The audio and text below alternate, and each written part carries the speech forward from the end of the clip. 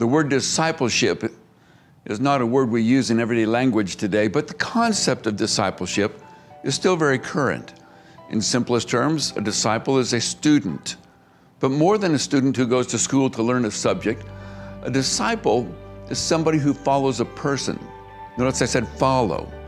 They learn about the person and they become like the person, and they do what the person did or does. When Jesus called his 12 disciples, whom he later called apostles, he called them to follow him, to become like him, to learn about him and to do what he did. Now, the disciples that he called were not perfect people. They were people who had to grow. They weren't all-knowing at the very outset. They had to grow in their faith. They had to grow in their understanding. And we see in the New Testament that the disciples of Jesus struggled with that. They had to learn what Jesus was all about, and it took them a long time. We see them sometimes stumbling over themselves, and sometimes Jesus even being a little frustrated with them, but he never gave up on them, and they didn't give up on him. They understood that they were in a process of growing and learning and becoming. Paul even tells us in Ephesians chapter 5, he says our job as disciples is to learn what pleases the Father. It's a growing process. We want to be like that. The idea of being called by a teacher, and in that day, in Jesus' day, they were called rabbis, the Jewish teacher. And they would follow the rabbi. And there was a saying that people would say to a disciple when they went to follow the rabbi. It says, "May the dust of your rabbi fall on your shoulders." That was the idea, that the disciple would follow so closely to their teacher, that he would imitate so well what the teacher did, that the dust that the rabbi kicked up with his feet would actually fall and settle on their shoulders. Jesus calls us to walk in a relationship like that, to follow him so closely that his dust falls on our shoulders, that we become like him. Jesus said, "Follow me in what I do."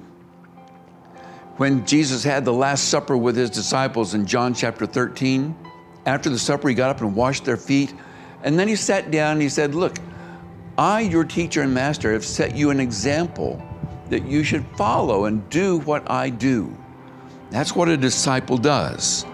And Jesus said, "I myself am a disciple in the way that I do the will of my Father who sent me. I'm not here to do my own work, but the one who sent me." And he said, this is what's most important. You be like your Father. You be like the one who sent you. And that takes a relationship to follow so closely. But Jesus did warn us. He said, discipleship is not easy. He said this in Luke chapter 9. He said, "Whoever wants to be my disciple must deny themselves, take up their cross daily, and follow me.